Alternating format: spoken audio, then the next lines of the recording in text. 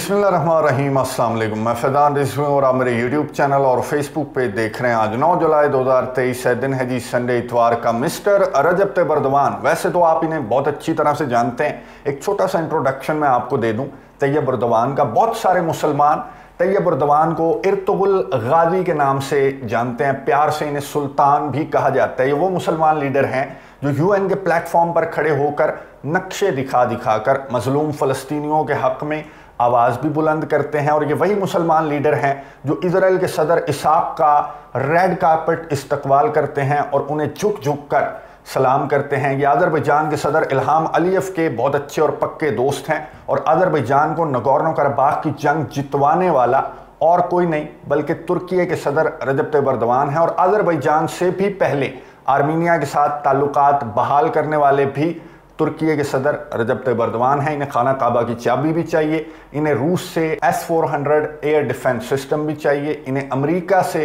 F-35 F-16 लड़ाका तैयारे भी चाहिए। ये OIC के अंदर भी हैं, ये नेटो के भी मेंबर हैं। और आजकल गुज़िश्ता 1-1.5 साल से जो हम इनका किरदार देख रहे हैं, तो रूस और यूक्रेन की जंग में सालस के तौर पर हमें तुर्की के सदर रजब तैयब अर्दवान नज़र आ रहे थे।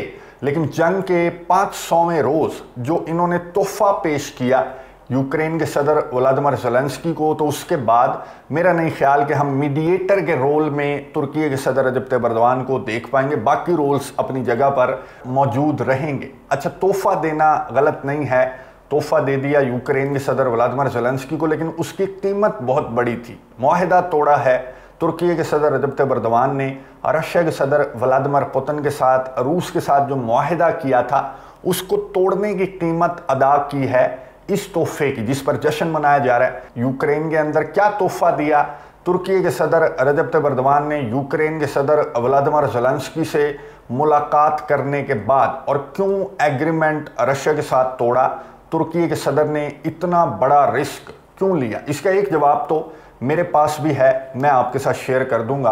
और आपके जहन में जो भी आपका एनालिसिस है वो आपने कमेंट्स बॉक्स में अपनी राय का इजहार ज़रूर करना है, क्योंकि तुर्की के सदर रजब तैयब अर्दवान उन पर्सनैलिटीज़ में से हैं जिन्हें समझना इतना ज़्यादा आसान नहीं है। खैर, मैं आपको बता दूं कि ज़ेलेंस्की जो यूक्रेन के सदर हैं वो आपको मालूम है कि नेटो ममालिक के दौरों पर निकले हुए थे और उनका तुर्की का दौरा स्केड्यूल था। तुर्की पहुंचे यूक्रेन के सदर व्लादिमीर ज़ेलेंस्की, ये आपको मनाजर नज़र आ रहे होंगे। इससे पहले आपको मालूम है कि चेक रिपब्लिक हो या फिर बल्गारिया हो, स्लोवाकिया हो, बहुत सारे नेटो ममालिक का दौरा करने के बाद उनसे इन्होंने श्योरिटी ली, लिख कर लिया कि मुझे नेटो की मेंबरशिप देना। जिसके बाद तुर्की पहुंचे यूक्रेन के सदर व्लादिमीर ज़ेलेंस्की और इंटरनेशनल मीडिया रिपोर्ट कर रहा था कि ये ग्रेन की डील के मामले पर बात करेंगे तुर्की के सदर रजब तैयब अर्दवान से, जो कि सालसी का किरदार अदा कर रहे हैं रूस और यूक्रेन की जंग के अंदर। यहां पर पहुंचे यूक्रेन के सदर व्लादिमीर ज़ेलेंस्की, एयरपोर्ट पर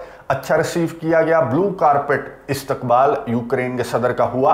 फिर तुर्की के सदर रजब तैयब अर्दवान ने यूक्रेन के सदर को रिसीव किया सदारती महल के बाहर और अंदर इनकी हुई मुलाकात के बाद एक मीडिया से गुफ्तगू, एक प्रेस कॉन्फ्रेंस हुई दोनों सरबराहान की। और उस प्रेस कॉन्फ्रेंस के दौरान तुर्की के सदर रजब तैयब अर्दवान ने कहा कि यूक्रेन डिजर्व करता है नेटो की मेंबरशिप, यूक्रेन डिजर्व करता है। ये तुर्की के सदर रजब तैयब अर्दवान के जो अल्फाज हैं वो अनएक्सपेक्टेड भी थे और मीडिया की सुर्खियां ग्रैब कर ली तुर्की के सदर रजब तैयब अर्दवान के इन अल्फाज ने कि यूक्रेन नेटो की मेंबरशिप डिजर्व करता है। यानी कि तुर्की ने भी, अर्दवान ने भी ज़ेलेंस्की को ग्रीन सिग्नल दिया कि नेटो का जो आने वाला समिट है उसके दौरान तुर्की की जानिब से भी, जो कि स्वीडन की नेटो की मेंबरशिप को यस नहीं कर रहा, उसने यूक्रेन की नेटो की मेंबरशिप को यस कर दिया तुर्की के सदर रजब तैयब अर्दवान ने। ये तो कुछ भी नहीं है, ये तो चलें हजम हो जाने वाली बात है, क्योंकि तुर्की नेटो का एक मेंबर है और तुर्की की जानिब से इस तरह की स्टेटमेंट एक्सपेक्ट की जा सकती है। लेकिन इसके बाद क्या हुआ, इसके बाद ये मनाजिर आपको नजर आ रहे हैं।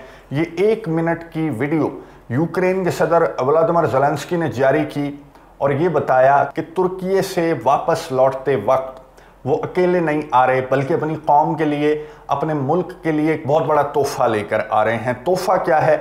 ये हैं 5 कमांडर्स। ये अज़ोव बटालियन के कमांडर हैं, कोई आम धाम कमांडर नहीं है।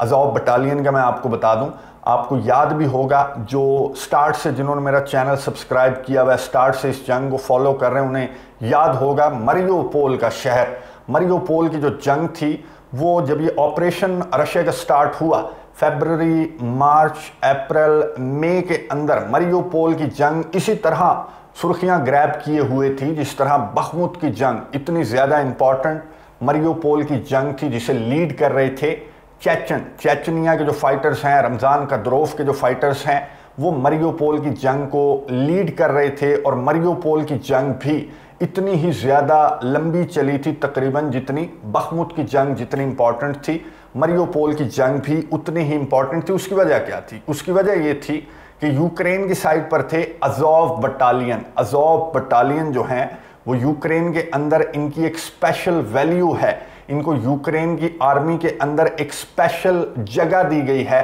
अज़ोव बटालियन का आगाज़ हुआ था क्राइमिया की जंग के बाद, ये बटालियन बनाई गई थी और इनके हाथों पर बहुत सारे एथनिक रशियंस का खून है। अज़ोव बटालियन बहुत ज़्यादा ख़तरनाक फाइटर्स हैं। अज़ोव बटालियंस को यूक्रेन के अंदर हीरोज़ कहा जाता है। तो अज़ोव बटालियन के साथ ये जंग थी चेचन फाइटर्स की, और चेचन फाइटर्स ने बहुत ज़्यादा मुकाबले के बाद, आपको याद होगा कि इन्होंने अज़ोवस्ताल स्टील प्लांट के अंदर खुद को जाकर इन्होंने बंद कर लिया था। ये जो अज़ोव फाइटर्स हैं इन्होंने कहा था कि हम बाहर नहीं निकलेंगे। 3 महीने तक ये बैठे रहे थे और रशिया ने बहुत ज़्यादा मुकाबला किया था अज़ोव बटालियन के इन फाइटर्स का। और आखिरकार यूक्रेन के सदर व्लादिमीर ज़ेलेंस्की के कहने पर ये जो अज़ोव फाइटर्स हैं, इनमें ख़वातीन भी थी, इनमें मर्द भी थे, इन्होंने हथियार डाल दिए, इन्होंने सरेंडर कर दिया रशिया के सामने और रशिया ने इन्हें गिरफ्तार कर लिया। जब रशिया ने इन्हें गिरफ्तार किया 3 महीने के सख्त मुकाबले के बाद,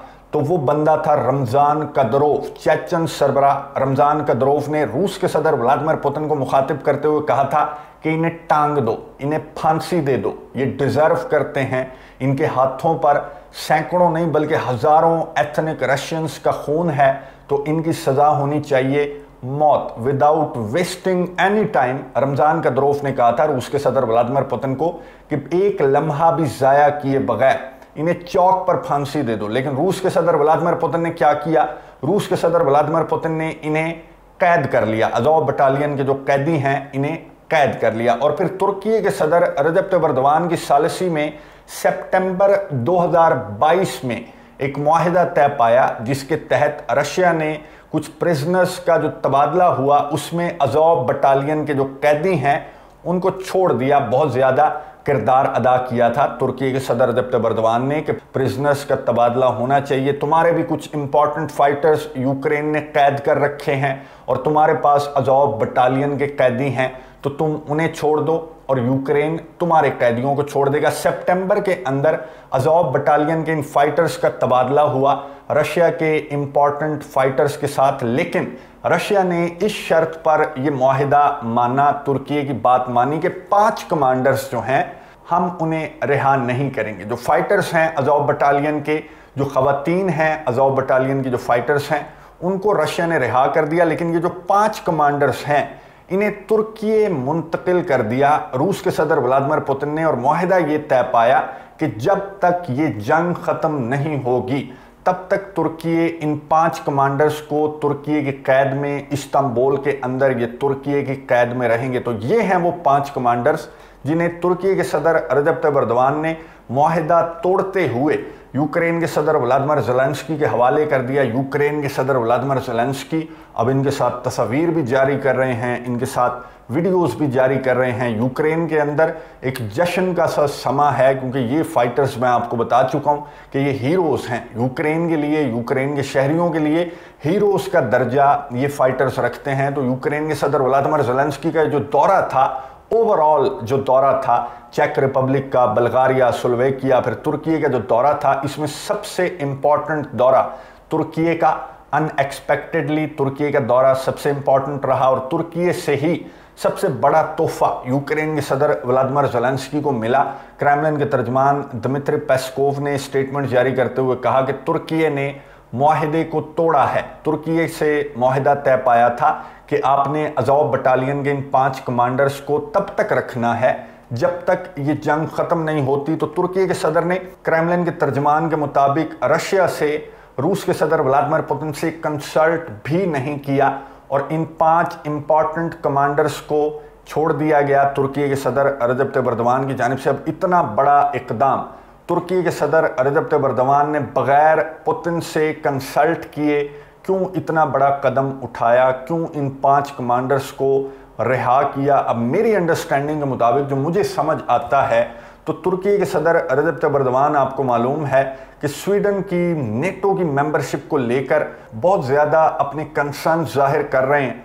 तकरीबन 1 साल हो गया कि स्वीडन की नेटो की मेंबरशिप को तमाम के तमाम जो नेटो एलाइज हैं इंक्लूडिंग हंगरी ने भी अब स्वीडन की नेटो की मेंबरशिप को ग्रीन सिग्नल दे दिया है। जो विक्टर ऑर्बन हैं वो भी तुर्की के सदर रजब तैयब एर्दोगान की तरह अभी तक उन्होंने स्वीडन की नेटो की मेंबरशिप को ग्रीन सिग्नल नहीं दिया था, लेकिन अमेरिका के सदर जो बाइडन, आपको मालूम है कि बहुत ज़्यादा इस वक्त तपे हुए हैं, तो उनके प्रेशर की वजह से हंगरी की जानिब से भी स्वीडन को नेटो की मेंबरशिप के लिए ग्रीन सिग्नल दे दिया गया। लेकिन तुर्की के सदर, आपको मालूम है कि वो अभी तक अपनी ज़िद पर अड़े हुए हैं, अपने कंसर्न्स बता रहे हैं कि इस्लामोफोबिया के ख़िलाफ़ इक़दाम उठाने हैं, अपने PKK के ख़िलाफ़ इक़दाम उठाने हैं।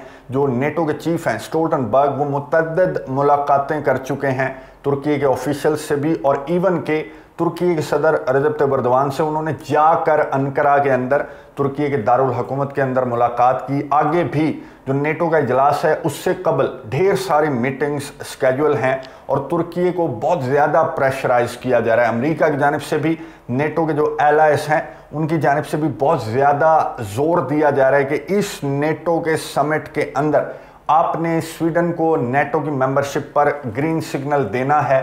तो मेरी अंडरस्टैंडिंग के मुताबिक ये हो सकता है कि तुर्की के सदर रजब तैयब एर्दोगान जो वैक्यूम है उसको थोड़ा सा लेवल करने के लिए, क्योंकि बहुत ज़्यादा टिल्ट उनका दिखाई दे रहा है इस जंग के अंदर टुवर्ड्स रशिया, वरना स्वीडन की नेटो की मेंबरशिप को ग्रीन सिग्नल ना देना, ये नेटो के चीफ स्टोल्टनबर्ग ने भी कहा और बहुत सारे नेटो के एलाइज ने भी कहा कि ये समझ से बाहर है कि तुर्की के सदर रजब तैयब एर्दोगान जो हैं वो स्वीडन को नेटो की मेंबरशिप के लिए ग्रीन सिग्नल क्यों नहीं दे रहे, और इन्हें देना चाहिए स्वीडन को नेटो की मेंबरशिप के लिए ग्रीन सिग्नल। और बहुत सारे जो नेटो के एलाइज हैं वो ये भी स्टेटमेंट्स जारी कर चुके हैं कि तुर्की के सदर रजब तैयब एर्दोगान इस अलायंस को बजाय मजबूत करने के कमज़ोर कर रहे हैं इस तरह की हरकतें करके। अब ये मेरा ख्याल है लेवल करने की एक कोशिश है तुर्की के सदर रजब तैयब एर्दोगान का, एक सियासी किस्म का इकदाम था ये कि लेवल हो जाए मामला, और जो नेटो का आने वाला समिट है उसमें तमाम जो नेटो मेंबर्स हैं वो शक की निगाह से तुर्की के सदर रजब तैयब एर्दोगान को ना देखें। और अगर स्वीडन की नेटो की मेंबरशिप को ग्रीन सिग्नल तुर्की नहीं देता इस नेटो के समिट के अंदर भी, तो इसका मतलब फिर वाज़े तौर पर यही होगा कि तुर्की के सदर का ये जो फैसला था इन कैदियों को रिहा करने का, इन कमांडर्स को रिहा करने का, वो अपने ऊपर से जो प्रेशर आ रहा है नेटो ममालिक की जानिब से, स्पेशली अमेरिका की जानिब से, उस प्रेशर को थोड़ा सा रिलीज करना था तुर्की के सदर रजब तैयब एर्दोगान ने, वरना इस तरह से वन साइडेड होकर तुर्की के सदर जो हैं वो मज़ीद स्वीडन की नेटो की मेंबरशिप को नहीं रोक सकते। प्रेशर को बर्दाश्त करना बाहर हो गया था तुर्की के सदर रजब तैयब एर्दोगान की। अगर स्वीडन की नेटो की मेंबरशिप को यस बोल देते हैं तुर्की के सदर आने वाले नेटो समिट के अंदर, तो इसका मतलब क्या है? फिर क्यों इन कमांडर्स को तुर्की के सदर ने रिहा किया?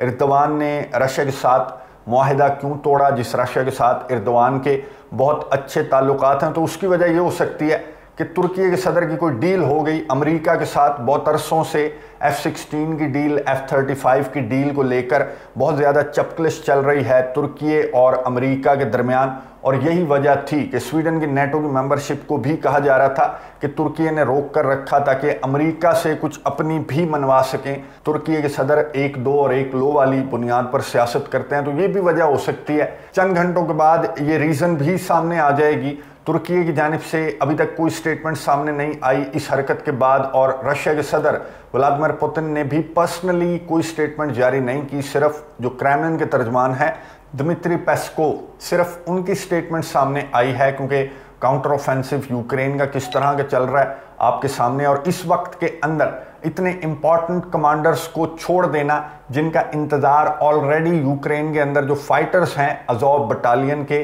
वो ऑलरेडी रशिया रिहा कर चुका है। लेकिन इन कमांडर्स को रशिया ने तुर्की के हवाले किया था एक एग्रीमेंट के तहत। अब ये कमांडर अगर छूट गए तो वो बटालियन पूरे की पूरी बनकर काउंटर ऑफेंसिव के अंदर बहुत ज़्यादा हेल्पफुल साबित हो सकती है। अज़ोव बटालियन को अगर आप कंपेयर करें वागनर से तो गलत नहीं होगा। तो ये अज़ोव बटालियन के कमांडर्स को रिहा करके यूक्रेन के काउंटर ऑफेंसिव के लिए एक मदद फराहम करने के मुतरादिफ ये जो फैसला तुर्की के सदर ने किया, ये मदद फराहम करने के मुतरादिफ है। देखना ये है तुर्की के सदर रजब तैयब एर्दोगान ने ये फैसला क्यों किया, क्या रद्द-ए-अमल रूस के सदर व्लादिमीर पुतिन की जानिब से सामने आएगा, या फिर तुर्की के सदर रजब तैयब एर्दोगान अपने इस फैसले को किस तरह से जस्टिफाई करते हैं, नज़र रखेंगे।